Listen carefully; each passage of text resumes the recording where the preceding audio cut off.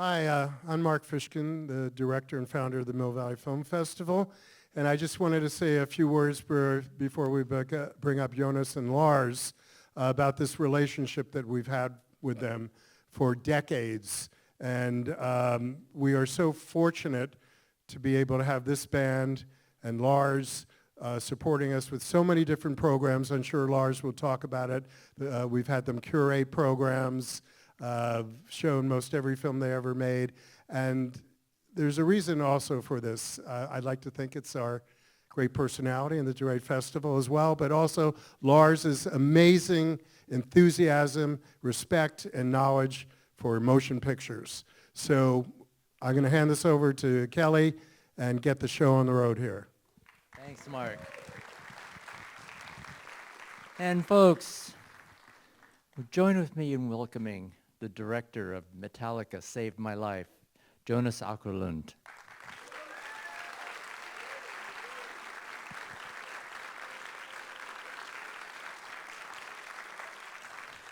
And we also have a special guest with us. Come on down, Lars.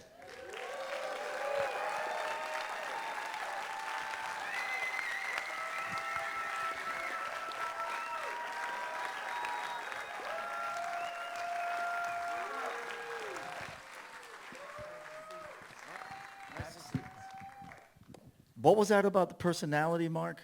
The amazing personality. That's right. Hey, everyone. Hey. Here we go again. Thanks for rolling out. Was anybody here last night? Did anybody see this last night? Oh, you're back for seconds. Yeah. Well, thank you. I've seen it more than twice. But thank you for your support. Thank you. Hey. Hey. Well, I always start off my I start off my Q&As with, how did this start? What was the spark, Jonas, that got you going? Well, the spark was this guy asking me if I was interested. So back first, my parents met each other. No. So yeah, long story short, and forgive me if you've heard this before. But really the seed of it goes to, I'd like to hear myself say that the seed of it goes to the, so we have a ticket that we've been selling on the Metallica tour for about 10 years, give or take. We call it the Black Ticket. And that ticket buys you entry to all the shows on that particular tour, that particular leg, wherever that may be. And so as we're selling these tickets, we're noticing that not only are a lot of fans buying them, but they're actually also using them and showing up and following us every show we're going. And oh my God, look, there's that person again, there's that person again, there's so-and-so again, and there's so-and-so. And it's great to see these familiar faces everywhere we're going on the tour. And we're noticing that on the tour, they're in a lot of times the same places in the barricade and the same places. And over the course of years, you start kind of developing relationships with them at different levels. Some of our touring personnel and, you know, the people that run our fan clubs and our socials or, you know, have relationships with them, and we run into them in certain situations. And slowly the idea of celebrating them, celebrating their stories, celebrating their diversity, celebrating the community that they're creating as they're out on the road following us around, it kind of became an idea. And so around 18 or 19, that was when the seeds of that were sown. And then,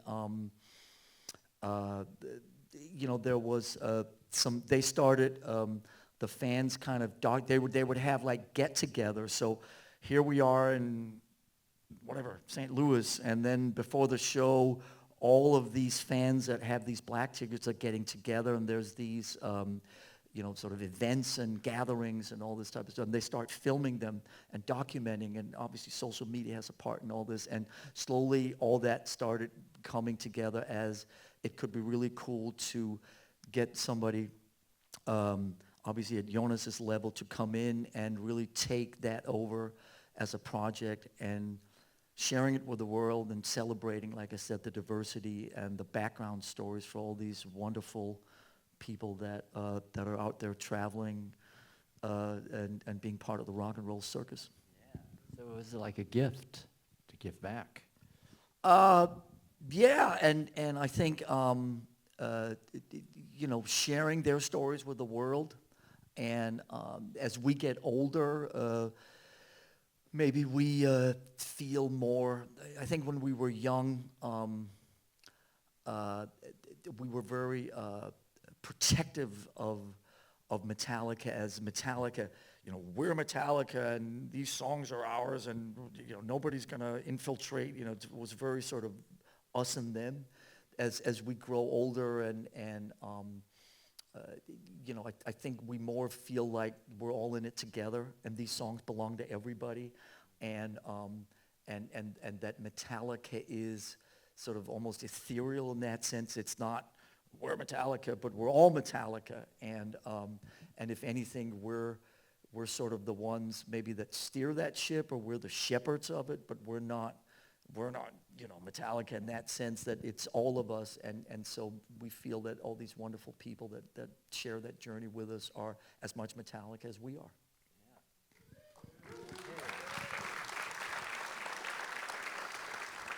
And so, did Lars come to you? Spark me? Yes. That was the pitch right there, word for word. That was the pitch. That was the pitch, which is probably the easiest to say yes to pitch I ever had in my life, not knowing what I was going into.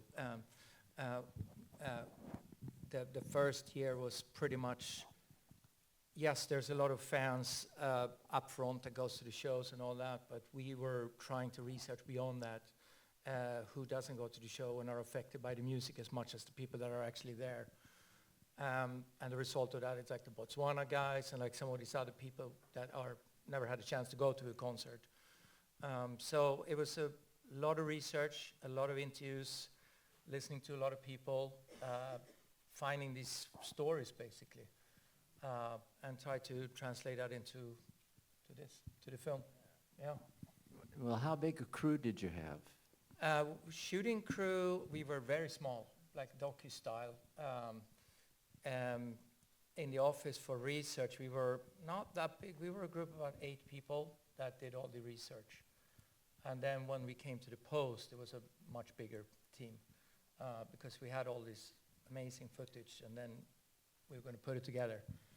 And my strategy was to go for quantity in order to achieve quality in the edit room. And we had a lot of quantity, like massive footage, yeah. And not only that, we had also a lot of archives. We had access to Metallica's archives, and so if somebody mentions something like, Santiago 94, boom, it's right there. It's like, Jeff in the back there is control of the archives, and he helped us a lot. Go Jeff, come on, man. That's right. Okay, waving to his fans right there. So I want to open it up to the audience. Anybody have any questions? And we will run a mic, so raise your hand right here. Lars, what's your favorite Metallica song? Put me on the spot, young man. Thank you for coming out. It's hard. There's 120, 130 of them. I don't know if I have a favorite. There's some that are, if fun is the right word, that are more fun to share in a live setting. One that always comes to mind is Sad But True. I love playing that live. I love playing Welcome Home Sanitarium. I love, at this age, most of them I love because just being up on stage 40 plus years later, we're so grateful that people all over the world show up. So it's mostly a celebration now of that. But for now, let's say Sad But True and Welcome Home Sanitarium. There you go. Okay. Dan is running. Careful. My exercise. First of all, Lars, I want to say thank you because when I was 17, I got to go backstage in Peoria, Illinois. The people that drove me were like, screw you. If you're going backstage, we're not. Our ride left.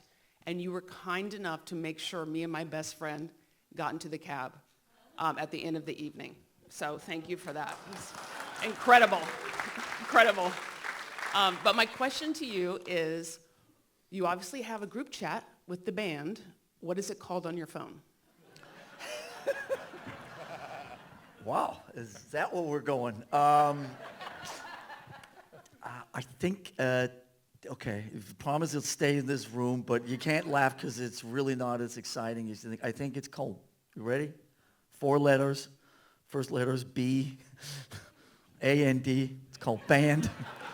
I wish I could just shout from the rooftop about something that would just blow everybody's minds, but I think it's just called band. Yeah. So anyway, there you go. Now that secret's out. Jeff, don't put that up on social media. Okay. All right. Well, thank you. Please, of course. Yeah. Hey, how's it going? Whoa, hello. Hey, Jonas, did Metallica save your life?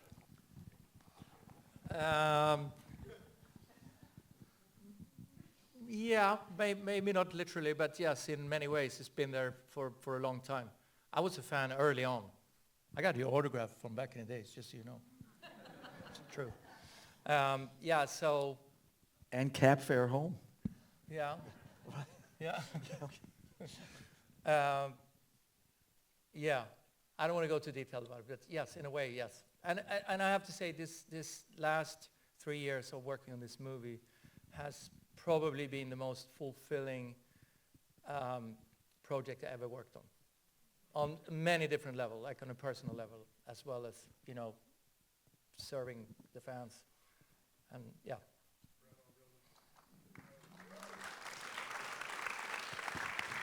Question to your left. Oh, over there. Hey guys, Sam. Lars. Hi. I should just rapidly say that you and Metallica changed my life in a number of ways, but 2 chief ones that come to mind are, I play bass in a punk rock band now, but I started because of Cliff, and every drummer that I've ever worked with have always said, your bass player isn't shit without your drummer, and every drummer says, I'm not shit without a bass player, and so therefore I think that just by playing bass, I owe a lot to just you as a rhythm section. That's number 1. Number 2, also I think that you're one of the most criminally underrated drummers of all time. I think it's also worth saying. Number 2 is I'm also here with a documentary filmmaker, and I don't think that I would have gotten into doc had I not seen Some Kind of Monster when it came out. What I would ask you is, how is it possible that as you've gotten older as a drummer, your feet have gotten faster? Well, thank you for all that.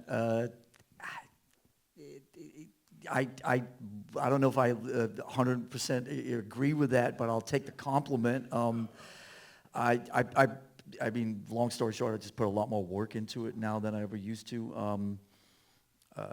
Growing up in sports and athletics, I've always had a part of that with me in my approach to drumming, for better or worse. And so, you know, I still think about the idea that, you know, like I grew up around tennis, and my dad was a professional tennis player, and I was imagining that I was going to follow in his footsteps up till I was around 16 or 17. But you know, when I think about tennis, it's like, you know, tennis players, they're, you know, peaking in their 20s, and then by their mid-30s, they start, you know, okay, is he going to retire? When is Federer? When is Djokovic? The last U.S. Open, you know, blah, blah, blah. And so, you know, a lot of people playing professional sports or whatever by usually, if not late 30s and early 40s, they start winding down. With rock and roll, that's not applicable. And so there's no different age groups. You know, there's not okay, all the rock bands over 45, they're in these groups over here, and all the ones under 45. So it's not like in tennis or in different sports or whatever, there's like a senior circuit or any of that shit. You know, it's just, you know, one big thing. So you're just out there in our early 60s competing against the guys and gals that are in their 20s and 30s. And so you got to kind of be at the top of your game. And so I just work harder at it. I call them lifestyle choices. But I'm certainly much more connected and in tune and on top of all of that. And we're also, all of us in our own ways, all four of us, are much more sort of cautious about putting ourselves in harm's way or having people out traveling with us who can help us with preventative injuries, whether it's the shoulders or the knees or the wrists or the necks or the throats or whatever it is. So all of that is just is trying to just maintain. So there's also slightly less of me than there used to be 10 years ago, thanks to Taco Bell and whatever else was going on at the time. And so, you know, I'm definitely, so if my feet are lighter, then it certainly has something to do with what I call the lifestyle choices, which is just diet and exercise regimens and all the rest of it. Last night at the Q&A, we talked, and so forgive me if you're hearing the same thing, but we talked about kind of, we won't go into it as deep, but, you know, we talked about the mindfuck of all these guys. You know, when we started, there was nobody in rock and roll in their 50s and 60s. Like the oldest guys in rock and roll at the time were in their 30s, like the McCartneys and the Mick Jaggers and all those guys were literally in their late 30s. And so the idea that you could play rock and roll in your 60s or 70s or 80s like McCartney and say Jagger are now, that was preposterous. That didn't exist. That was almost the antithesis to what rock and roll represented, in the immortal words of Pete Townsend and Roger Daltrey, I hope I die before I get old. So, you know, when you're doing this in your 60s and looking to hopefully stay functioning and somewhat relevant up to for another 10 or 20 years, you got to really be on top of all that shit. Did that answer your question? Yeah, okay, thank you. Sorry. Okay. Question over here. Anyway. This is a phenomenal film as a Metallica fan. I wasn't coming into this feeling and knowing how emotional I would be throughout this, so unbelievable job of telling the story of all of these fans. Lars, question for you. Obviously, you're very close with this, seeing the fans, seeing their reactions. As you talk with other musical artists, I'm sure they're thinking that their fans are the best and they're the greatest. How can that even be? Like when you see something like this, like what is your comparison there? Let's have a battle of the fans. Your fans are better than ours. Yeah, I mean, you know, listen, I went, anybody heard of this band Turnstile? Yeah, I went to see Turnstile on Sunday at the Bill Graham Civic and was just blown away. I mean, we've seen the band before and we've played some festivals with them, but seeing the passion that their fans elicited from them was just insane. And, you know, so the point is that different bands bring out different responses from their fans. That's not to say that it has nothing to do with that band's better or that band is worse or that band's this or that. This is not part of it. There's just something about certain bands that draw out something, you know, like, who else? Like, say, Rage Against the Machine. Every time I see Rage Against the Machine, it's like, it's fucking insane. Do you know what I mean? What comes back from the fans. And we're fortunate enough and grateful to, I guess, elicit our own version of something at that high level.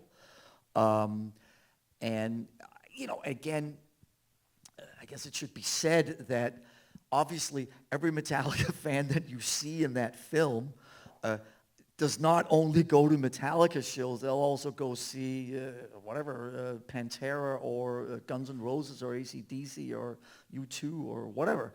So there's obviously some overlap, but I think our journey and maybe to a degree our transparency and the fact that we're all fans ourselves, it helps break something down that can separate a band from its audience. There can be a perceived kind of barricade. I've talked about this before and talked about it last night, but there can be a perceived barricade right here between a band and an audience. And some bands, like Turnstile or Rage Against the Machine or others, sure we could all bring up a bunch, just help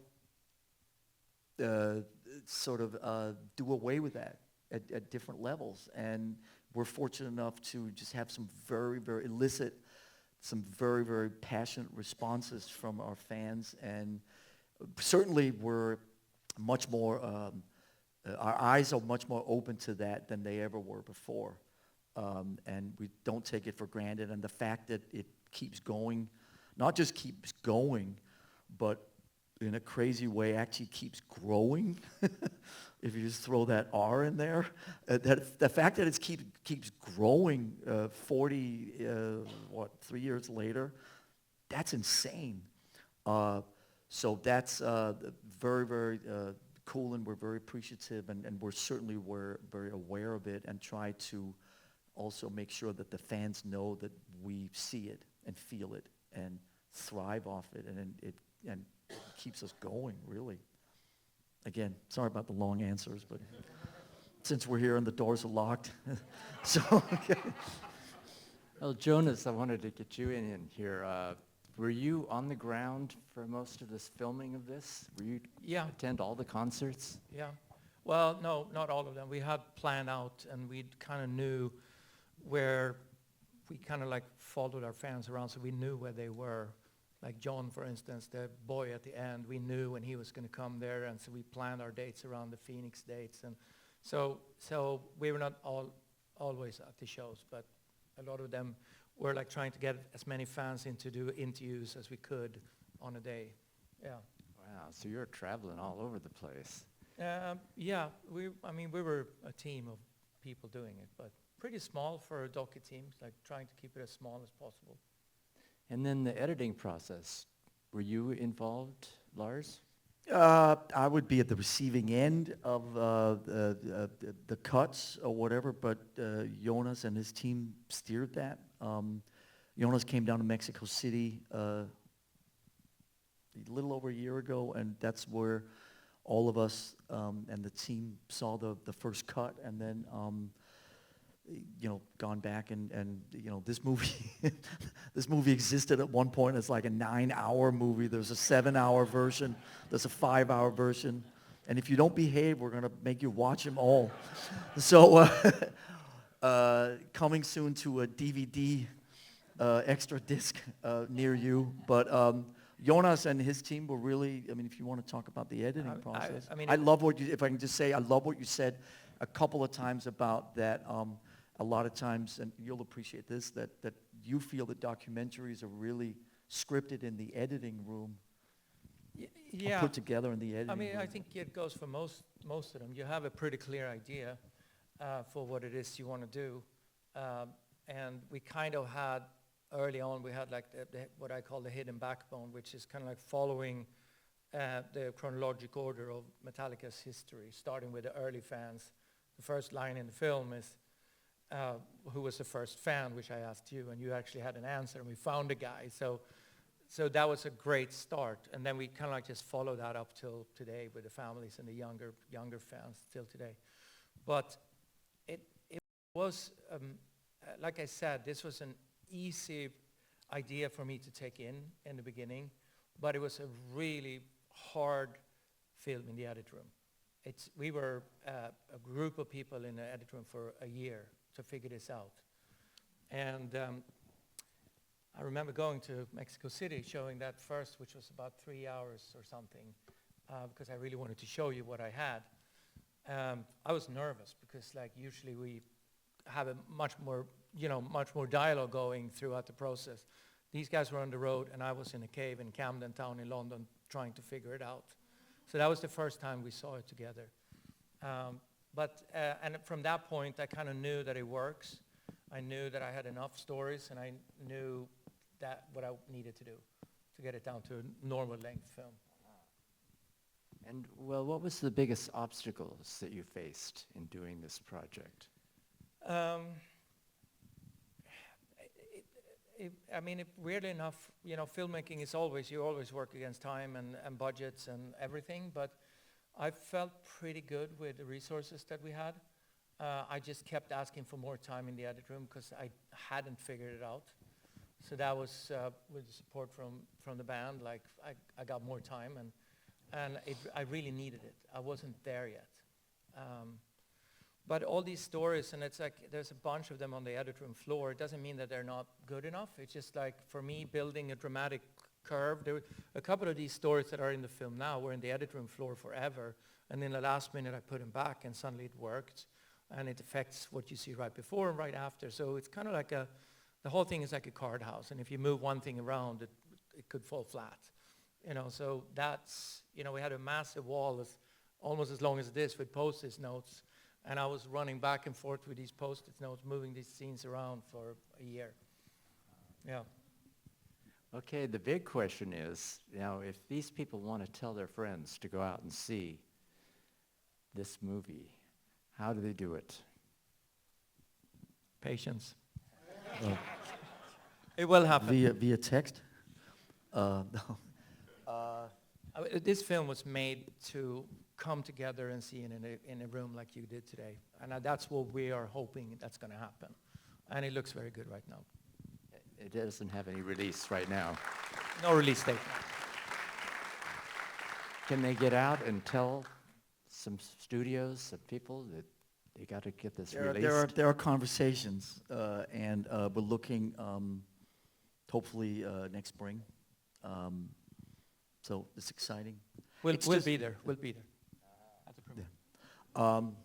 It's just, you know, like Jonas sort of is circling, you know, the material is, there's no finite version of this, because ultimately, you know, there was we've seen a 3-hour version, we've seen a 2.5-hour version. We had a version that we played sort of hush-hush under the radar at a couple of our gigs 6 months ago, which was 30 minutes longer than this one.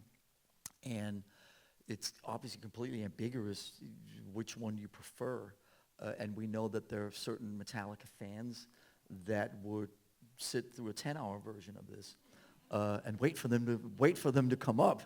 Wait, that's me. But it's you know, it's sort of trying to keep all those things balanced. You know what I mean? And so there'll definitely maybe be some different length versions in the DVD, all kidding aside. And you know, DVDs still sell in Germany. Did you know that? If you just take that with you today, you learn that. But you know, so we're talking to some people that are interested, and but obviously also as Metallica, we circled before, we have been, you know, we're quite protective about who we collaborate with on these types of things, and we want to know that they understand the culture and the dynamics, and so but hopefully this should be out in a theatrical run in the spring. Is what we're gunning for. Okay. All right then. So keep it down. Don't let it out the bird. Just one last question. What's your next project, Jonas? I said no more documentaries, and now I'm doing a documentary with Iggy Pop. With Iggy Pop. Oh, all right. And you'll bring it back here, won't you? Okay. Well, thank you so much. Thank you. And thank you, everybody, for rolling out again. Thank you. Thank you.